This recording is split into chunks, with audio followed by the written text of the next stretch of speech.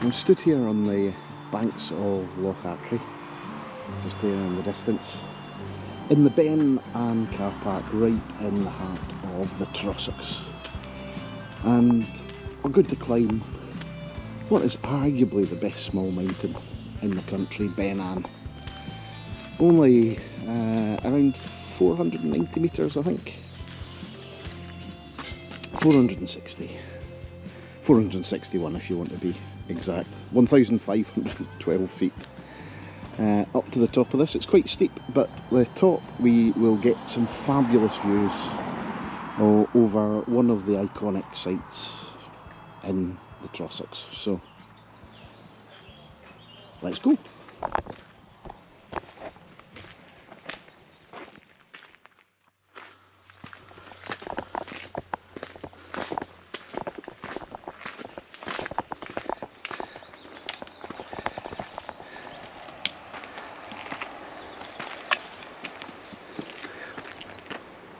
Oh dear.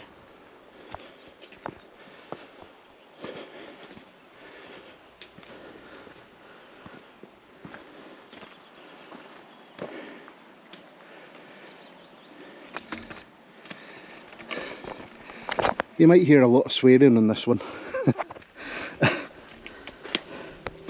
I think for obvious reasons I'm not going to talk too much on the way up.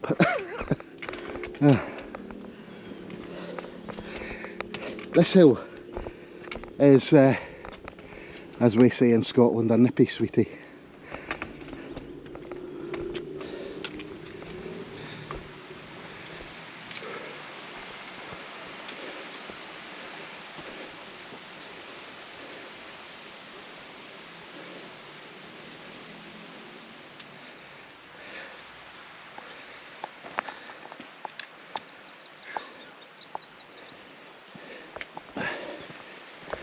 The forest up here is relatively new, all this birch scrub coming up. I remember all this years ago just being bare moorland pretty much, so it's nice to see all this native woodland coming up, a mix of oak, rowan, birch.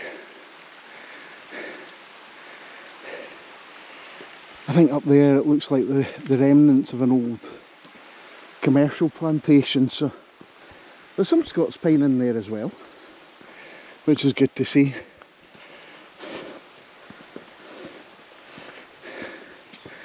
You can hear the bird song going on. Beautiful old oaks here as well.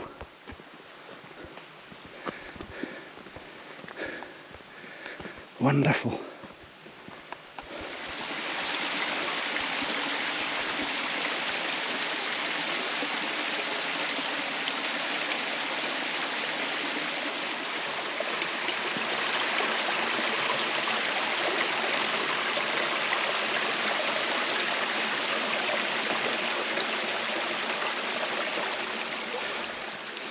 Where we're headed, where we've been.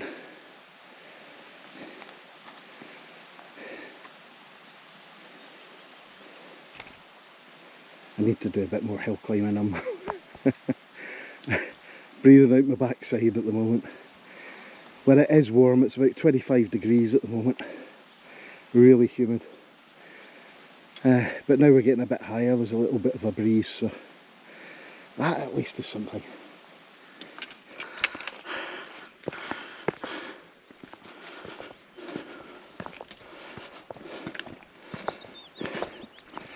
There she is, Ben Ann. Translates as the small conical peak. So the Gaelic names up here are pretty literal. Benvenue across the other side of this glen just means a small mountain. Not particularly big, but it's generally referred to as the Highlands in miniature here in the Trossachs. But is that not just the most wonderful little hill? Brilliant. There's quite a few folks sitting up there at the moment.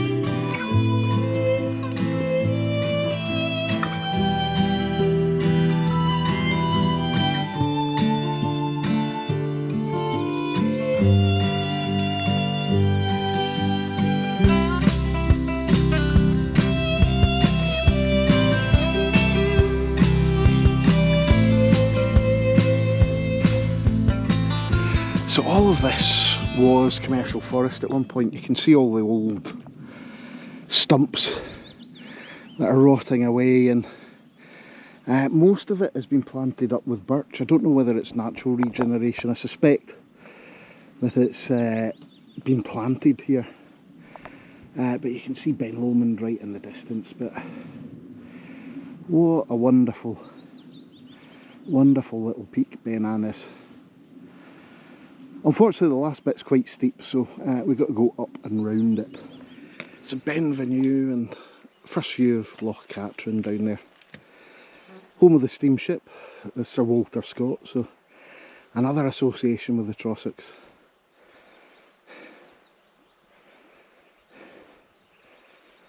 And the pass in between these two hills is, I think it's called Bidian Namba, Pass of the Cattle, so likely a place where Rob Roy and his cattle lifting friends took their cattle either to hide them somewhere in the Trossachs, or even taking them to market, I suppose.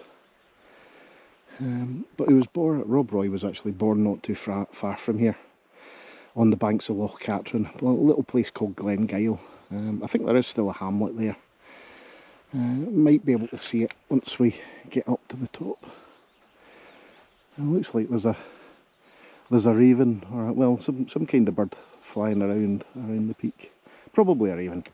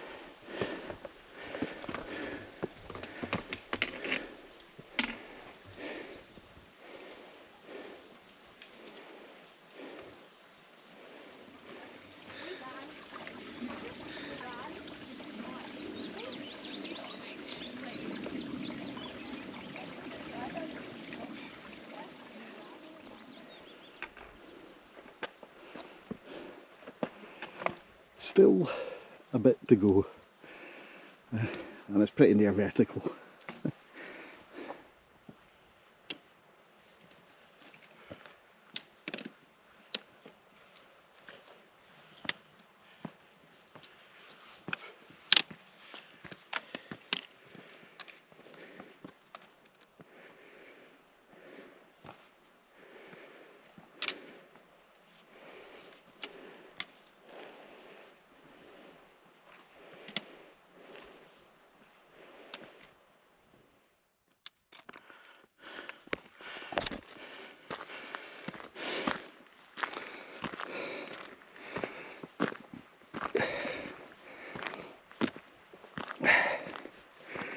So here is the view that kick-started tourism in Scotland, Loch Katrine.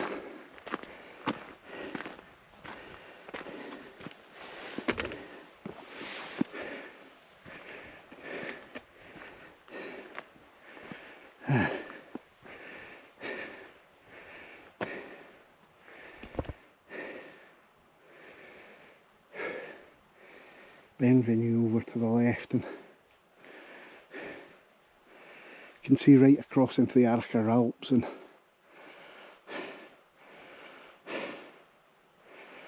I think that in the distance must be Ben More up at Crianlara. Over on the right, probably Ben Vorlich and Trossachs. I'd need to have a look at a map and see exactly what's what. It's just a little bit misty here today, but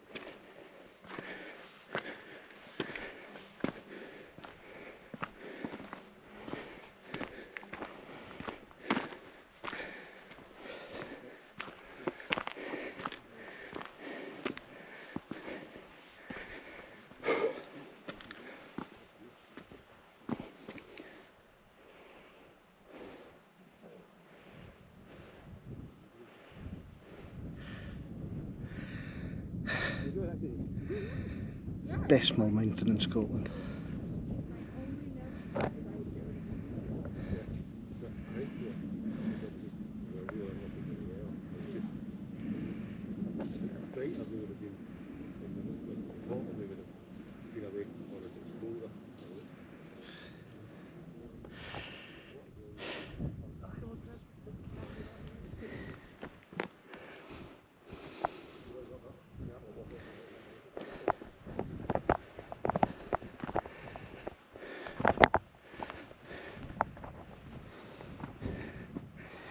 It's not surprising really that this landscape kick-started the Scottish tourist trade.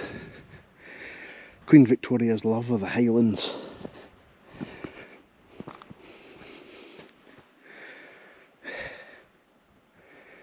is an incredible landscape.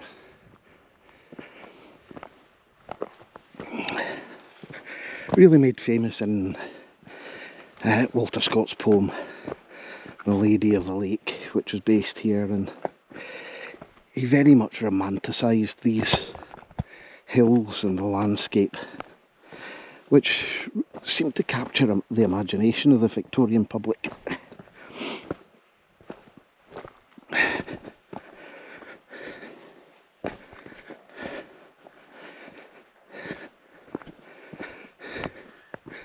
He was, by all accounts, the very first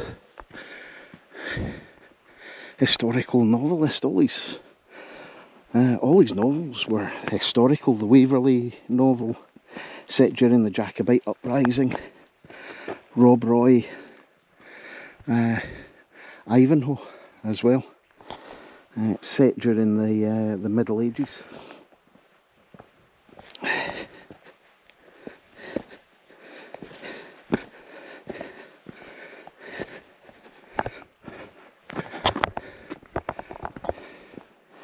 If you want to know more about him, I'd thoroughly recommend visiting his home down at Abbotsford in the Borders near Melrose. Sits in between Galashiels and Melrose, but wonderful collection there.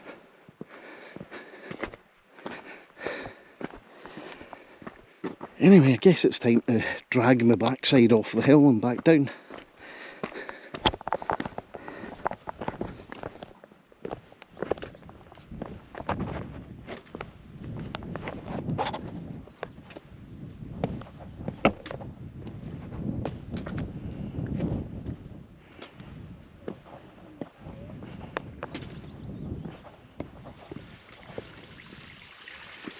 He's getting there.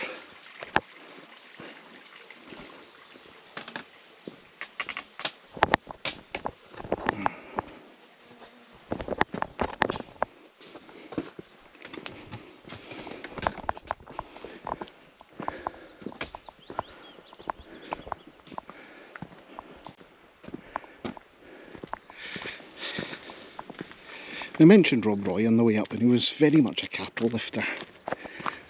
A cattle thief, not someone who bench presses cows in the middle of a field. But he was a drover and a good businessman.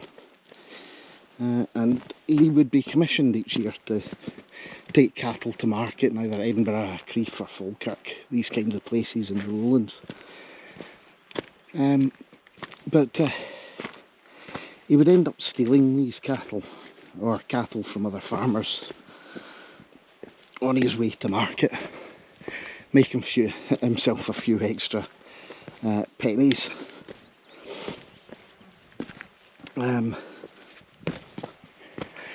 But him and his ilk, known as the Katrines. Katrines were the right-hand men of clan chiefs in Scotland, and they inevitably became the ones who were stealing cattle, so they became known as Katrines. So Rob was one of these Katrines, essentially. And they created the protection racket, so they would offer their services to farmers that had been losing cattle, essentially, saying that they could stop them being stolen, but they were the ones doing the stealing in the first place. And if these farmers refused, well, they'd find out that their whole herd would disappear pretty much overnight.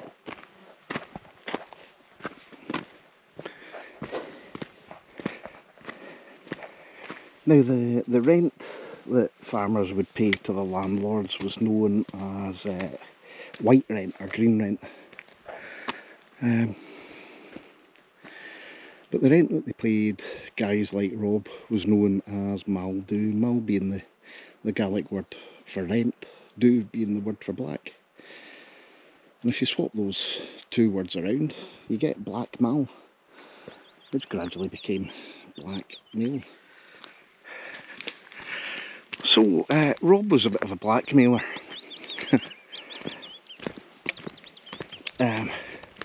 Unfortunately, the Katrines and the Reivers have lent a lot of these kind of words to the English language. Like in the south of Scotland, the Reivers, who they would raid across the border.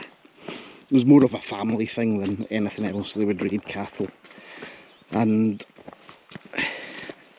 if you'd fallen victim to a Reiver raid and one of your family members had been killed in that raid, you were said to have been bereaved. That's where we get the word the phrase red-handed from as well, caught red-handed, either with stolen cattle or blood on the hand, you know, knife in the back, that kind of thing. But yeah, Rob, one of his clients was the Duke of Montrose, who actually built well, not this Duke of Montrose, one of his ancestors built the Duke's Pass in the mid-1800s.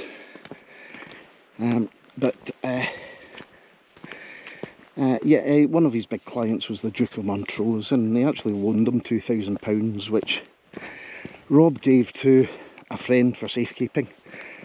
And that friend disappeared without trace, probably used it to make his way to the States for a new life. It'd be worth about £200,000 now.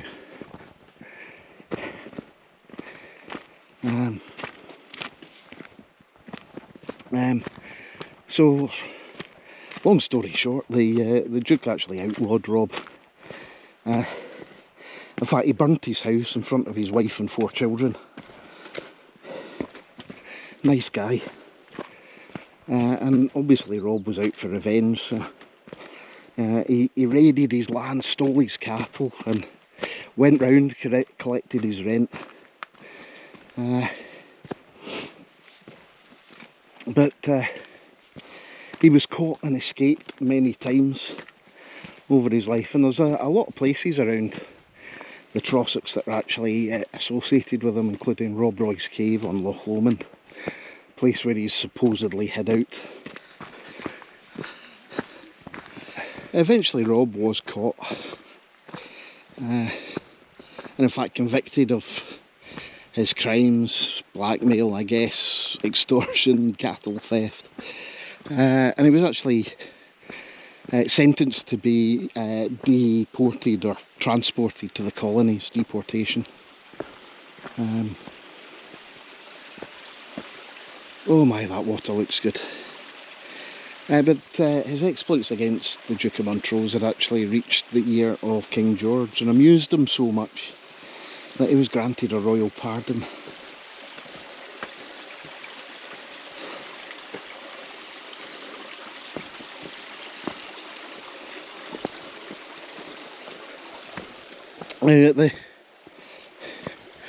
At the time of Rob's shenanigans, the novelist Daniel Defoe was actually in Scotland, the man who wrote Robinson Crusoe. And Rob had become a bit of a legend in his own lifetime, often referred to as the Highland Rogue. Compared with Robin Hood a lot actually, but that's a bit unfair on Robin Hood. Because Robin Hood stole from the rich and gave to the poor. Rob was more of a steal from the rich and keep it all himself kind of guy. But I think it's these stories that were collated by Daniel Defoe. Saved his neck basically. Just a week before he was due to be put aboard ship to be taken to the Caribbean, he was given a royal pardon, and he returned back to Scotland to live out his life in Balquhidder, where he's now buried. And if I'll pop the link up to the video in amongst all my Rob Roy Way videos. There's a little bit of an alternative that you can go and visit his grave if you're walking the Rob Roy Way. Adds a couple of miles onto the route, but it's actually a really beautiful alternative, although it's a bit of a long road walk is the only downside to that. So yeah, of course there's a bit more to the story than that as well.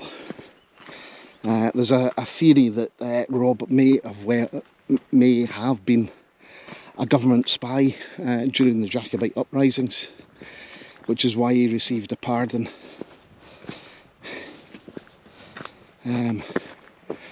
Essentially all the battles he was involved in, the Jacobites lost, so I'm just saying, it's a theory.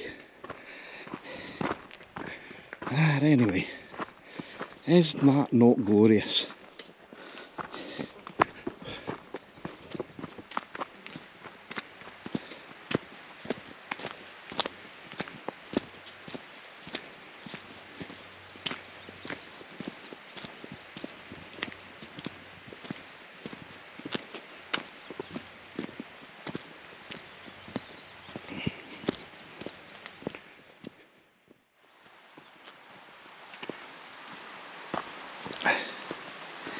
We're not too far away from the bottom, so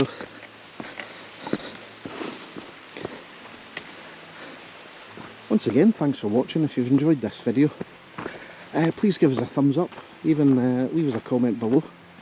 Interested to always hear your thoughts, bad or good, or even consider subscribing if you're enjoying the channel's content. So thanks once again, and hopefully see you on the trail soon. Bye for now.